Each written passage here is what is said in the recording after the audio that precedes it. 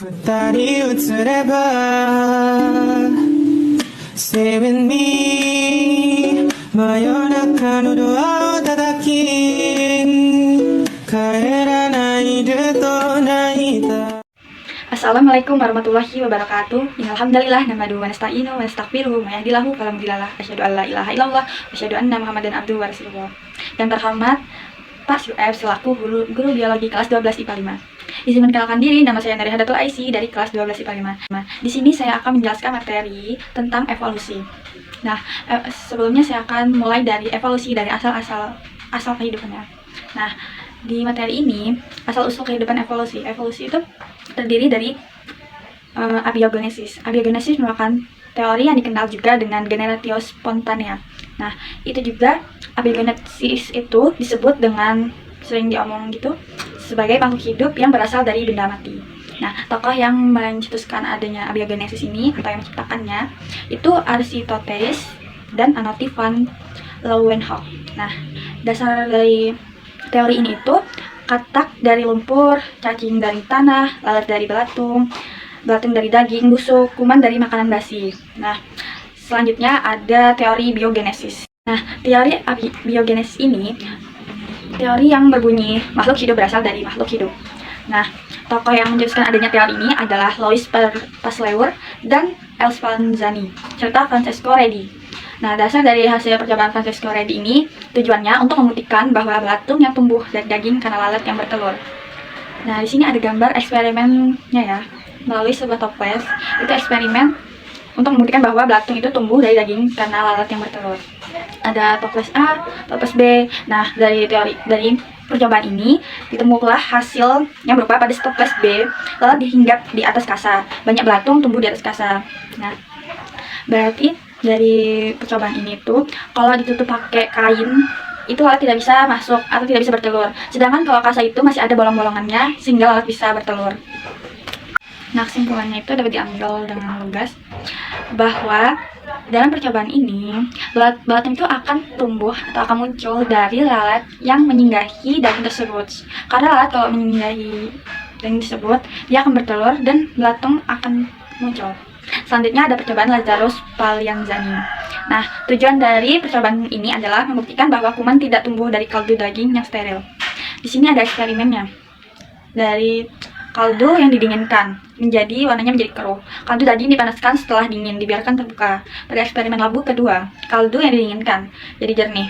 Kaldu daging dipanaskan setelah dingin, ditutup rapat. Dia akan menghasilkan kaldu yang jernih. Nah, kesimpulannya, kaldu keruh karena tidak steril yang menyebabkan adanya pertumbuhan kuman yang terbawa oleh udara. Selanjutnya ada percobaan Louis Pasteur ya. Dia ini mengadakan percobaan dengan kaldu labu pada tabung leher angsa. Ini pada sini ada gambarnya.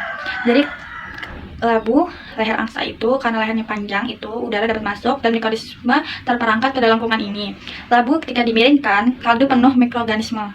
Karena mikroorganismenya itu masuk ke dalam. Pada percobaan labu leher angsa ini yang menyebutkan bahwa mikroorganisme yang tumbuh bukan berasal dari benda mati, melainkan berasal dari mikroorganisme yang dibawa oleh udara. Jarak klinik berada di udara bersama dengan debu. Dari percobaan ini, gugusan teori abiogenetif berarti kehidupan berasal dari telur, dan telur berasal dari makhluk hidup. Nah, makhluk yang hidup sekarang berasal dari kehidupan sebelumnya, atau biasanya zaman purba atau zaman dinosaurus itu banyak kehidupan sebelum kita. Nah, makhluk hidup berasal dari makhluk hidup juga. Selanjutnya, teori yang terakhir ada teori Jean Leeuwenhoek. Nah, pada teori ini, makhluk hidup sederhana adalah nenek moyang dari makhluk hidup sederhana. Makhluk hidup akan senantiasa beradaptasi, menyesuaikan diri dengan lingkungannya. Organ yang mengalami perubahan karena terus-menerus dipakai dan perkembangannya makin sempurna. Sedangkan organ yang tidak diperlukan lagi, perkembangannya akan menurun dan akhirnya reduiment. Nah, evolusi organik terjadi karena perubahan-perubahan yang disebabkan oleh lingkungan dan dapat diturunkan melalui biasanya tuh gen atau keturunan gitu. Di sini ada kedua teori, satunya teori Lamarck dan Darwin. Pada teori Lamarck ini, wayang jerapah mungkin berleher pendek. Selanjutnya lehernya tertarik dan memanjang. Dan selanjutnya lagi turunan berikutnya berleher panjang. Jadi dia berevolusi dari yang berleher pendek hingga memanjang. Itu dari teorinya Lamarck. Selanjutnya ada teori Darwin.